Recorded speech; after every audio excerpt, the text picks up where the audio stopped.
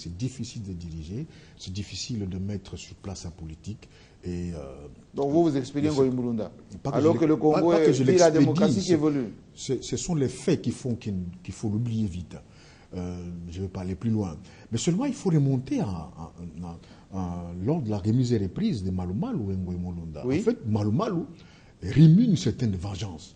Vengeance. Il faut voir quand il a fait la remise et reprise de Ngoï Mulunda, c'était presque une humiliation pour lui. Pourquoi? Il n'avait jamais accepté de partir de la CENI. Il est parti de la force CEI. la CEI, Oui. parce que la majorité l'avait lâché. Curieusement que la majorité aujourd'hui le repêche rapidement. Et encore qu'il n'avait plus le soutien de son église, même s'il désobéit aujourd'hui. C'est que. Mais c'est pas ce que l'église a dit cette semaine. C'est pas de gaieté de cœur à l'époque que Malo Malo avait accepté la remise. Excusez-moi, pasteur Paul, mais l'église cette année, enfin, nous, on a discuté un peu avec quelques membres importants de l'église qui disent, mais pourquoi vous vous avancez là-bas qu'il y a des amours, alors que la loi canonique ne dit rien de tout cela. Pourquoi vous voulez créer un conflit qui n'existe pas? Bon, je ne veux pas entrer dedans parce que la théologie catholique, ça va prendre autant d'émissions pour autant de jours de l'année. Mais revenons à Malo Malo. Oui. Il rumine certaine colère. Pour lui, c'est une vengeance. Mais comment on va se venger? Il faut juste reprendre du service. Lorsque vous gagnez quelqu'un qui vous a battu et vous le gagnez une nouvelle fois, oui. C'est un peu de l'arrogance, c'est un peu de l'orgueil, même s'il ne dit pas clairement. Et Ngoï Mulunda, un bon Katangais, ne peut pas s'avouer vaincu comme ça rapidement. Il doit faire monter les enchères pour montrer à M. l'abbé, écoute, même si tu revenais... C'est à ce point-là. Oh, mais que voulez-vous, nous sommes des hommes. Hein. Ce sont des sentiments qui sont inhérents à la nature humaine. Peut-être que Ngoï Mulunda, peut-être, ferait ça volontairement pour montrer qu'il existe également, pour faire marcher Malo Malo. Parce qu'on a vu quand même qu'à l'élection de l'Équateur, c'est pas Ngoï Mulunda qui a proclamé les résultats. On ne le voit pas très actif dans les dernières activités de la CENI.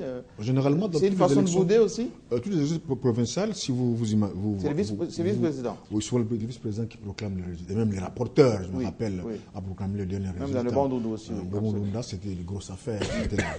Surtout la présidentielle. Mais donc, l'affaire de maison, de Kid Mazière, tout ça, ça fait partie des caprices aussi de Malo Malo. Il faut prendre ça parce que d'autres parlent de mystique. Il faut prendre ça à ligne de compte. Oui. Bon, ça pour autant que je n'ai pas de preuves, mais ce que Mike dit, ça peut être fondé. Mais tout ça, il faut mettre ça dans cet élan de vengeance que Malo Malo a contre Ngoï Mulunda, naturellement comme homme. C'est un homme de Dieu, vous arrivez de vous venger aussi, et la paix, tout ça. Oh, mais il n'y avait que Jésus qui était craint, qui était saint, t'en fais pas, homme de Dieu, nous en connaissons. N'entrons pas dans ce terrain, il est tellement boué. Et glissant, marécageux. Il ne faudra pas élaborer tout un syllogisme là-dessus. Pas comme homme de Dieu. Prenez Malo Malo comme un homme, il a désobéi à son église. Encore qu'il faut se demander s'il est encore homme de Dieu, parce qu'en désobéissant à son église, il remet en question son engagement le jour de sa consécration. Donc, on l'avait fait autant quand il a pris la HRPT. Et puis, là vous revenez souvent sur le cas Mosengo. Oui, mais... Ou le cas Philbert Youlou. Oui. Doucement. Alors, pourquoi vous acceptez pour Youlou, pour Mosengo, pour... au Togo, actuellement, il y en a je n'ai pas encore cité Makarios qui était président pourquoi vous voulez... Mais ce sont deux cas... c'est pas comparable. Le contexte n'est pas le même. Youlou, à l'époque, Youlou était l'émanation de l'aspiration du peuple. Décrété par quelques-uns, demandez aux communistes de l'époque. Vous n'étiez pas là quand Mosengo a été carrément, comment je peux appeler ça, il a été plébiscité par le peuple congolais. Donc pas par les gens du MPR qui étaient aussi des Congolais. Non, les gens du MPR avaient notre... C'était les vents de Gorbatchev. Avec notre protestant, le pasteur Kabongo, il y avait... mémoire. Mais Malo Malo n'a pas été plébiscité. Il a été porté au fonds baptismaux par une majorité. Des Congolais. La majorité au pouvoir. Ils sont aussi Congolais que les autres. Non.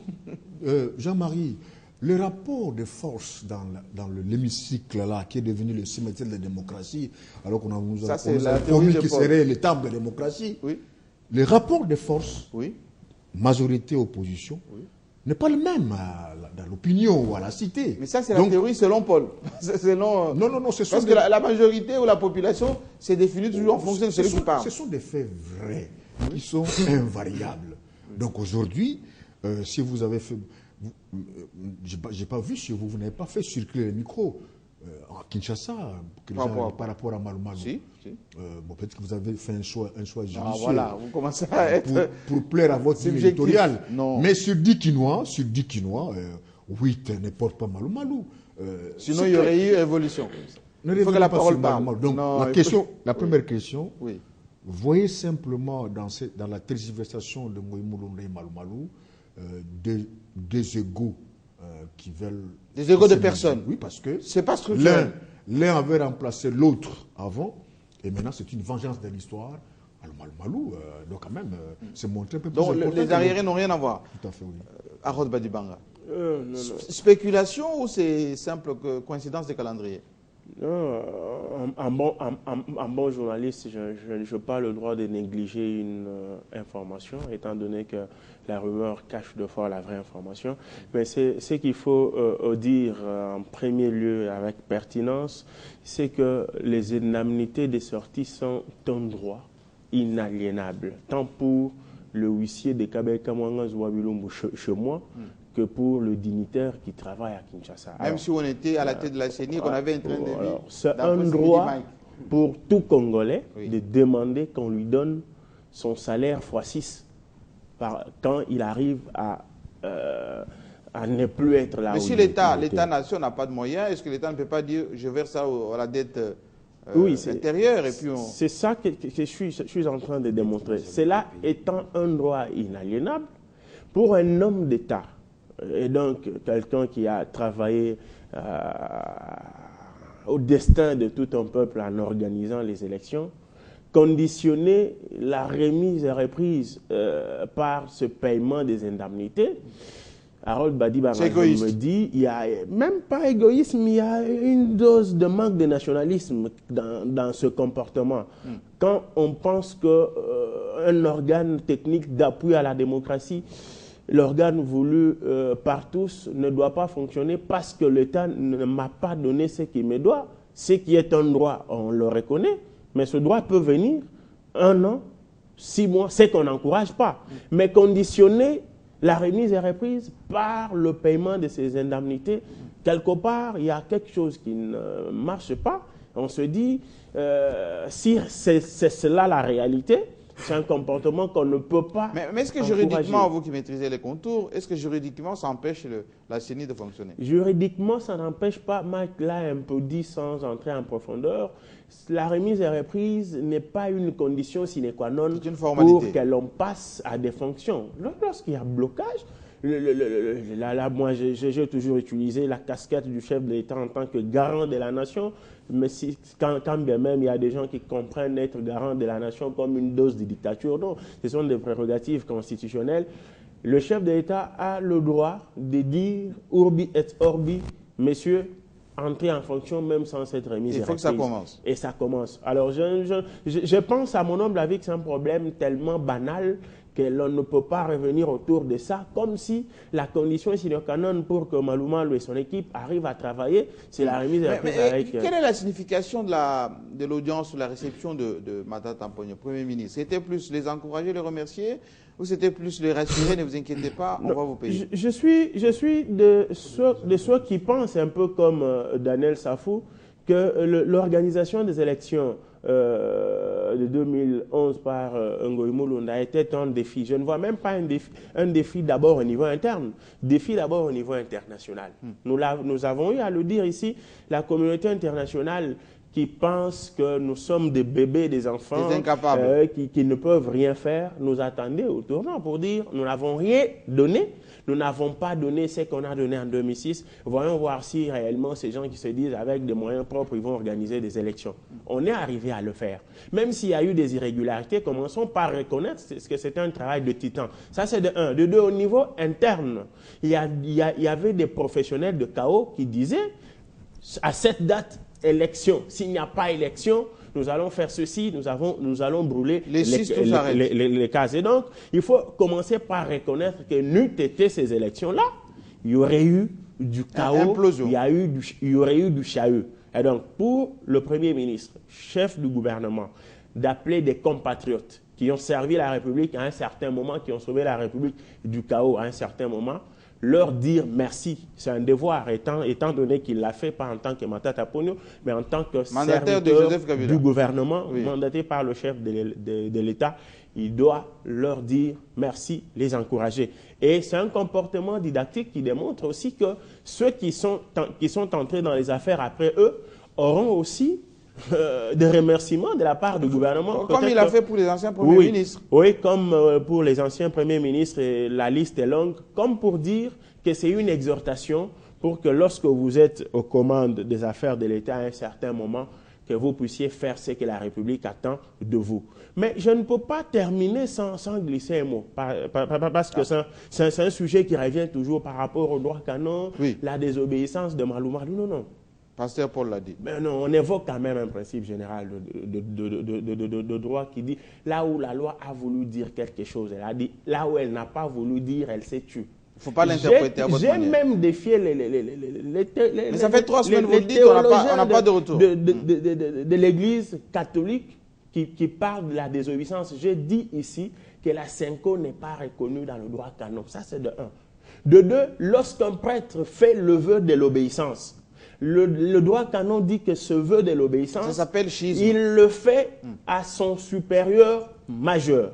Le supérieur majeur, dans l'esprit et la lettre du droit canon, c'est son évêque. J'aurais aimé que l'on oppose l'obéissance ou la désobéissance, c'est selon le cas de Malou Malou, à son évêque et non à la Senko. On a parlé de Fulbert Youlou, de Mosengo. Les cas sont les légions. Nonobstant les circonstances dans lesquelles les uns et les autres sont parvenus à la gestion de la chose, mais ils sont rédigés par ailleurs. C'est pour dire que le droit canon est ouvert.